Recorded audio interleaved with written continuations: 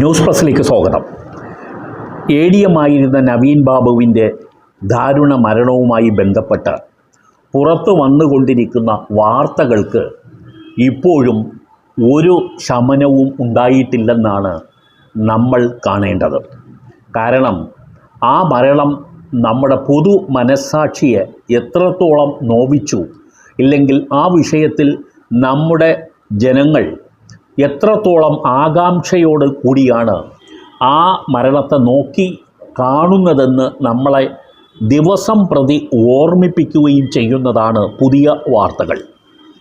വാർത്താമാധ്യമങ്ങൾ ഇക്കാര്യത്തിൽ കാണിക്കുന്ന ഉത്സാഹം തീർച്ചയായും നവീൻ ബാബു എന്ന മനുഷ്യൻ്റെ മരണത്തിൽ കേരള സമൂഹം എത്രത്തോളം താൽപ്പര്യം ഇപ്പോഴും പുലർത്തുന്നു എന്നുള്ളതിൻ്റെ തെളിവാണ്.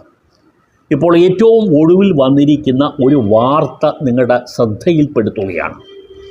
വിവരാവകാശ നിയമം എന്ന് പറയുന്നത് വളരെ ശക്തമായ ഒരു ആയുധമാണ്. ഒരു മനുഷ്യനൊരു വിവരം അറിയേണ്ടത് അദ്ദേഹത്തിൻ്റെ അവകാശമാണെന്ന് പ്രഖ്യാപിച്ചതാണ് വിവരാവകാശ നിയമത്തിൻ്റെ പ്രത്യേകത. പക്ഷേ ആ വിവരാവകാശ നിയമത്തെ എങ്ങനെ മറികടക്കാൻ കഴിയും എന്നുള്ളത് പലരും നടത്തുന്ന ഗവേഷണത്തിൻ്റെ ഭാഗവുമാണ്. ഗവേഷണം നടത്തുന്നത് മറ്റാരുമല്ല, ഉദ്യോഗസ്ഥരും ഭരണ നേതൃത്വത്തിൽ ഇരിക്കുന്നവരും ഒക്കെ തന്നെയാണ്. പക്ഷേ ഇതിൽ ഭരണ നേതൃത്വത്തെ നമുക്ക് കുറ്റപ്പെടുത്താൻ ആവില്ല.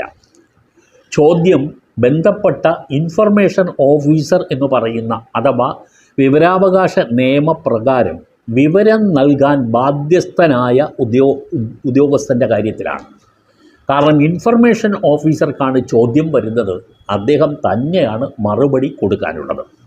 പക്ഷെ അദ്ദേഹം മറുപടി കൊടുക്കുമ്പോൾ നിലവിലുള്ള ഒരു സാഹചര്യം അനുസരിച്ച്, പ്രത്യേകിച്ച് നവീൻ ബാബുവിനെ പോലുള്ള ഒരു മനുഷ്യൻ്റെ മരണവുമായി ബന്ധപ്പെട്ട ഒരു വിവാദ കാര്യത്തിൽ പലപ്പോഴും സ്വന്തം ഡിസ്ക്രിഷൻ ഉപയോഗിക്കുന്നതിൽ ഉദ്യോഗസ്ഥർക്ക് പലപ്പോഴും നിയന്ത്രണങ്ങൾ വരുന്നു എന്നുള്ളതാണ്.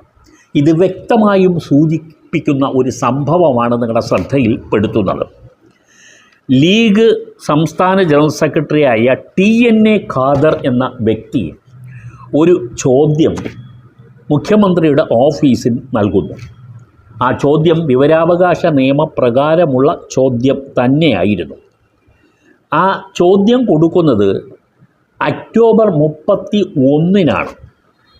2024 ഒക്ടോബർ 31-നാണ് വിവരാവകാശ ചോദ്യം മുഖ്യമന്ത്രിയുടെ ഓഫീസിൽ നൽകിയിട്ടും കൃത്യമായ മറുപടി നൽകാതെ ഒഴിഞ്ഞു മാറിയത്.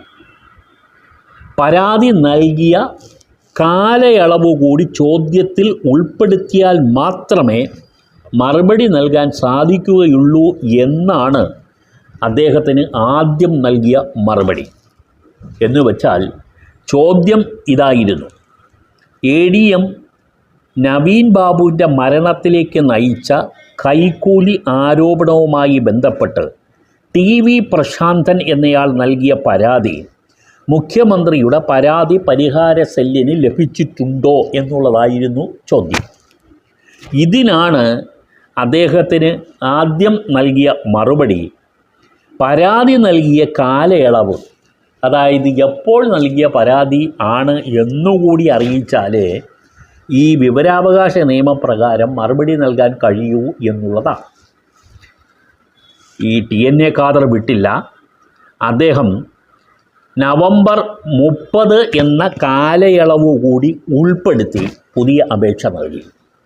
അപ്പോൾ മറുപടി കൊടുത്തേ പറ്റും.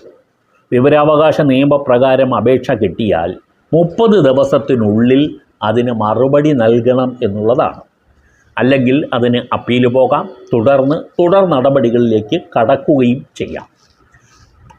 വിവരാവകാശ നിയമപ്രകാരം മറുപടി നൽകിയില്ലെങ്കിൽ ബന്ധപ്പെട്ട ഉദ്യോഗസ്ഥൻ എതിരെ നടപടിയും അദ്ദേഹത്തിന് പിഴ ചുമത്തലും ഒക്കെ സംഭവിക്കും. എന്തായാലും TNA ഖാദർ കൊടുത്ത പുതിയ അപേക്ഷയിന്മേൽ ഇപ്പോൾ നൽകിയിരിക്കുന്ന മറുപടി ഒക്ടോബർ 10-നോ അതിനടുത്ത ദിവസങ്ങളിലോ TV പ്രശാന്തൻ എന്ന വ്യക്തിയുടെ പരാതി ലഭിച്ചിട്ടില്ല എന്ന് തന്നെയാണ്. ഇത് നൽകിയത് മുഖ്യമന്ത്രിയുടെ computer cell section officer KK Deepesh എന്ന വ്യക്തിയാണ്. ഒക്ടോബർ 6-ന് പെട്രോൾ പമ്പിന് NOC നൽകാനായി നവീൻ ബാബു 1 ലക്ഷം രൂപ ആവശ്യപ്പെട്ടെന്നും 98,500 രൂപ നൽകിയെന്നുമായിരുന്നു പ്രശാന്തൻ്റെ പ്രധാന ആരോപണം. ഇത് സംബന്ധിച്ച് ഒക്ടോബർ 10-ന് മുഖ്യമന്ത്രിയുടെ ഓഫീസിലേക്ക് താൻ ഇമെയിൽ മുഖേന പരാതി അയച്ചിരുന്നു എന്നും പ്രശാന്ത് പറഞ്ഞിരുന്നു. ആ വാദമാണ് ഇപ്പോൾ പൊളിഞ്ഞിരിക്കുന്നത്.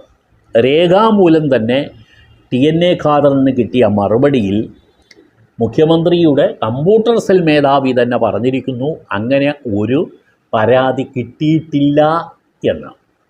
അപ്പോൾ ഇതെല്ലാം തന്നെ വിരൽ ചൂണ്ടുന്നത് നവീൻ ബാബുവിൻ്റെ മരണത്തിലേക്ക് നടന്ന ദുരൂഹ സംഭവങ്ങളിലേക്കാണ്. ഇത് ഭരണകൂടം അത് മൂടി വെക്കുന്നതിന് വേണ്ടി നടത്തുന്ന ശ്രമങ്ങളും പൊതുസമൂഹത്തിൽ പലപ്പോഴും വിമർശനത്തിന് ഇരയായിട്ടും ഉണ്ട്. അപ്പോൾ വിവരാവകാശ നിയമപ്രകാരം ഒരു പരാതി കിട്ടിയാൽ ആ പരാതി അതിൻ്റെ ട്രൂ സെൻസിൽ എടുത്തില്ല എന്നുള്ളതാണ് ഇപ്പോൾ കാണിക്കുന്ന പ്രധാന കാര്യം.